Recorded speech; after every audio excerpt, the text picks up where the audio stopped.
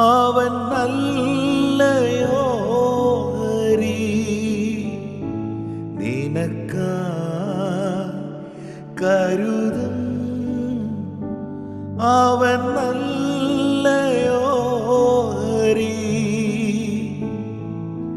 കഷ്ടങ്ങളിൽ നല്ല തുണയേശു, കണ്ണുനീരവൻ തുടയ്ക്കും.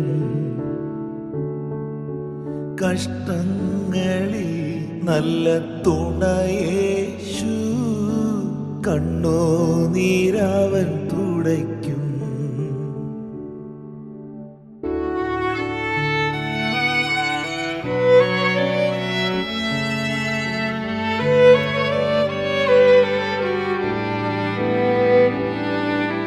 വഴിയൊരുക്കും അവനാഴികളിൽ, വലം കൈ പിടിച്ചെന്നെ വഴി നടത്തും. വഴിയൊരുക്കും അവനാഴികളിൽ, വലം കൈ പിടിച്ചെന്നെ വഴി നടത്തും. വാതിലുകൾ പലതും അടഞ്ഞിടിലും, വല്ലഭൻ പുതുവഴി തുറന്നിടുമേ. വാതിലുകൾ പലതും അടഞ്ഞിടിലും, വല്ലഭൻ പുതുവഴി തുറന്നിടുമേ. നിനക്കാ കരുതും. അവൻ നല്ലയോ ഹരി, നിനക്കാ കരുതും. അവൻ നല്ലയോ ഹരി,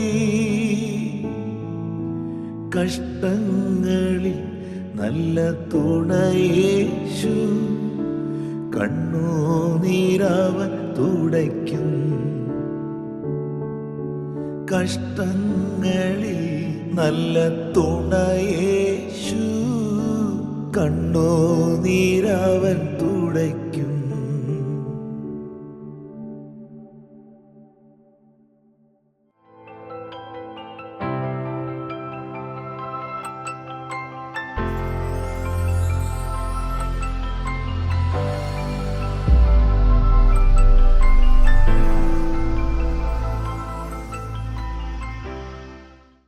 പാട്ടും പ്രസംഗവും എന്ന ഈ പ്രോഗ്രാമിലേക്ക് എല്ലാ മാന്യ പ്രേക്ഷകർക്കും സ്വാഗതം.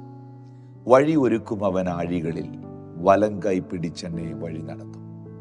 വാതിലുകൾ പലതും എൻ്റെ മുമ്പിൽ അടഞ്ഞാലും, വല്ലഭൻ പുതുവഴി തുറന്നിടും. നിനക്കായി കരുതും, അവൻ നല്ല ഓഹരി. ഈ പാട്ടിൻ്റെ വരികൾ നിങ്ങളിൽ പലർക്കും സുപരിചിതമാണ്. എന്നാൽ കേവലം ഇതൊരു ഗാനം മാത്രമല്ല, നമ്മുടെയൊക്കെ ജീവിതത്തിലെ അനുഭവമാണ്. ഇത് അബ്രഹാമിൻ്റെ ജീവിതത്തിലെ അനുഭവമാണ്. ഇത് മോശയുടെ ജീവിതത്തിലെ അനുഭവമാണ്. ഇത് പഴയ നിയമ കാലഘട്ടത്തിലെ വിശുദ്ധന്മാരുടെയും പ്രവാചകന്മാരുടെയും രാജാക്കന്മാരുടെയും അനുഭവമാണ്. ഇത് അപ്പോസ്തലന്മാരുടെ അനുഭവമായിരുന്നു. ഇതിപ്പോൾ നമ്മുടെയും അനുഭവമാണ്. അതെ, എൻ്റെ ദൈവം എന്നെ കരുതുന്നവനാണ്. എൻ്റെ ദൈവം എനിക്ക് വേണ്ടി വഴി ഒരുക്കുന്നവനാണ്. എൻ്റെ ദൈവം തക്ക സമയത്ത് എനിക്കായി അത്ഭുതത്തെ ചെയ്യുന്നവനാണ്. ഇന്ന് ഈ മെസ്സേജ് കേട്ടുകൊണ്ടിരിക്കുമ്പോൾ ഉൽപ്പത്തിയുടെ പുസ്തകം 22-ാം അധ്യായത്തിൻ്റെ 8-ാമത്തെ വാക്യത്തിൽ ബൈബിൾ പറയുന്നു, ദൈവം തനിക്ക് ഹോമയാഗത്തിനുള്ള ഒരാട്ടിൻകുട്ടിയെ നോക്കിക്കൊള്ളും മകനെ എന്ന് അബ്രഹാം പറഞ്ഞു. അങ്ങനെ ഇരുവരും ഒന്നിച്ച് നടന്നു. അബ്രഹാമിനോട് ദൈവം അരുളി ചെയ്യുകയാണ്, നീ സ്നേഹിക്കുന്ന നിന്റെ ഏകജാതനായ ഇസഹാക്കിനെ കൂട്ടിക്കൊണ്ട് മോറിയാദേശത്ത് നിന്ന് അവിടെ ഞാൻ നിന്നോട് കൽപ്പിക്കുന്ന മലയിൽ അവനെ ഹോമയാഗം കഴിക്ക എന്ന് പറഞ്ഞു.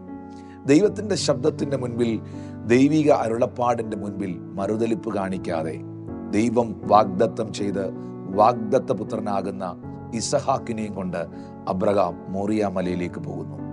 ഇസഹാക്കിൻ്റെ കയ്യിൽ ഒരു കെട്ട് വിറകുണ്ട്, ഇസഹാക്കിൻ്റെ കയ്യിൽ കത്തിയുണ്ട്. അബ്രഹാം കയ്യിൽ തീ സൂക്ഷിക്കുന്നു. മോറിയ മലയിലേക്ക് ഇവർ ഒന്നിച്ച് കയറുമ്പോൾ ഇസഹാക്ക് അപ്പനായ അബ്രഹാമിനോട് ചോദിക്കുന്നുണ്ട്, അപ്പാ വിറകും കത്തിയും തീയും ഒക്കെ ഉണ്ട്, പക്ഷെ യാഗത്തിനുള്ള മൃഗം എവിടെ? അവിടെയാണ് 8-ാമത്തെ വാക്യത്തിൽ അബ്രഹാം മകനായ ഇസഹാക്കിനോട് പറയുന്നത്, ദൈവം നോക്കിക്കൊള്ളും. ദൈവം നോക്കിക്കൊള്ളും. ഇന്ന് ഈ മെസ്സേജ് കേൾക്കുന്ന നിങ്ങളോട് പരിശുദ്ധാത്മാവ് അറിയിക്കുന്നു, നിങ്ങളുടെ തലമുറയുടെ ആ വിഷയം ദൈവം നോക്കിക്കൊള്ളും. ആ ശാരീരികമായ പ്രശ്നത്തിൻ്റെ സൗഖ്യം ദൈവം നോക്കിക്കൊള്ളും. ഒത്തിരി ആവശ്യങ്ങളുടെ നടുവിൽ നിങ്ങൾ എന്നെ കേട്ടുകൊണ്ടിരിക്കുകയാണ്. ആ ആവശ്യത്തിൻ്റെ നിർവഹണത്തിനായുള്ള ഒരു അത്ഭുതം ചെയ്യുവാൻ ദൈവം മതിയായവനാണ്. ആ കരുതൽ ദൈവം നിങ്ങളുടെ മേൽ അയക്കും. അതെ, യഹോവ നിങ്ങളെ കരുതിക്കൊള്ളും. ഇത്രത്തോളം കരുതിയവനാകുന്ന ദൈവം, ഇത്രത്തോളം നടത്തിയവനാകുന്ന സർവശക്തനാകുന്ന ഈ അപ്പ നിങ്ങൾക്ക് വേണ്ടി പ്രവർത്തിക്കുവാൻ അവൻ മതിയായ ദൈവമാകുന്നു. എന്നെ കേൾക്കുന്നവരെ, വാഗ്ദത്തം നമ്മുടെ നിക്ഷേപമാണ്. അതെ, അബ്രഹാമിന് ദൈവം വാഗ്ദത്തം ചെയ്തതാണ് ഇസഹാക്ക് എന്ന മകനെ.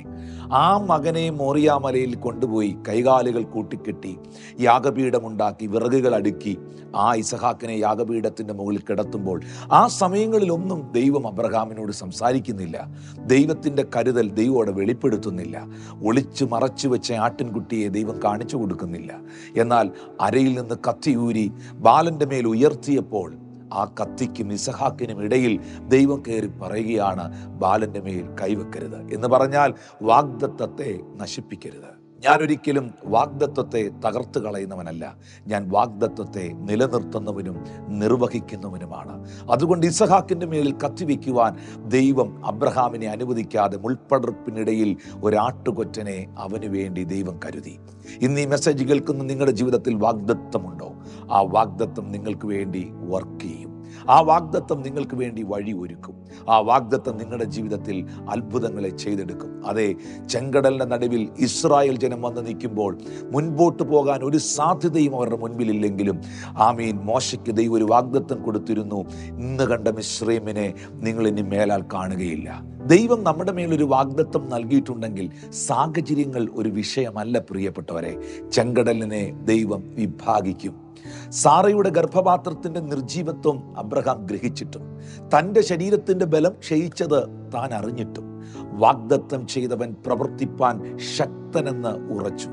അതേ പ്രിയപ്പെട്ടവരെ, വാഗ്ദത്തം ചെയ്തവൻ പ്രവർത്തിപ്പാൻ ശക്തനെന്ന് ഉറച്ച ഒറ്റ കാരണം കൊണ്ട് അബ്രഹാമിൻ്റെ ജീവിതത്തിൽ, സാറയുടെ ജീവിതത്തിൽ ദൈവം അത്ഭുതം ചെയ്തു. അതേ, മോറിയ മലമുകളിൽ ദൈവം അബ്രഹാമിനെ കരുതുവാനിടയായി. ഇതേ കർത്താവ് നിങ്ങളെ കരുതുവാൻ വിശ്വസ്തനാണ്. ഇതേ ദൈവമായ യഹോവ നിങ്ങൾക്ക് വേണ്ടി പ്രവർത്തിക്കുവാൻ മതിയായവനാണ്.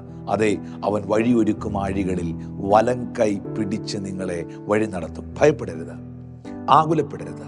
ഇന്ന് പ്രത്യേക ചില സാഹചര്യങ്ങളുടെ നടുവിൽ നിങ്ങൾ ആകുലപ്പെട്ട് നിരാശപ്പെട്ടു പോകരുത്. നിങ്ങളുടെ മേളിൽ കിടക്കുന്ന വാഗ്ദത്തത്തിന് ചിറക് മുളയ്ക്കുകയാണ്. നിങ്ങളുടെ മുകളിൽ കിടക്കുന്ന വാഗ്ദത്തം ജീവിക്കുവാൻ പോവുകയാണ്. നിങ്ങളുടെ മുകളിൽ വെളിപ്പെട്ടിരിക്കുന്ന വാഗ്ദത്തത്തിന് ശക്തി ഉണ്ടാകാൻ പോവുകയാണ്. അത് നിശ്ചയമായും നിങ്ങളുടെ മുൻപിൽ യാഥാർത്ഥ്യമായി സത്യമായി വെളിപ്പെട്ടു വരുവാൻ പോവുകയാണ്. സ്വർഗത്തിലെ ദൈവം വാഗ്ദത്തങ്ങളിൽ വിശ്വസ്തനായ ദൈവമാണ്. നിനക്കാ കരുതും അവൻ നല്ലയോ ഹരി, നിനക്കാ കരുതും അവൻ നല്ലയോ ഹരി. കഷ്ടങ്ങളിൽ നല്ല തുണയേശു, കണ്ണുനീരവൻ തുടയ്ക്കും. കഷ്ടങ്ങളിൽ നല്ല തുണയേശു, കണ്ണുനീരവൻ തുടയ്ക്കും.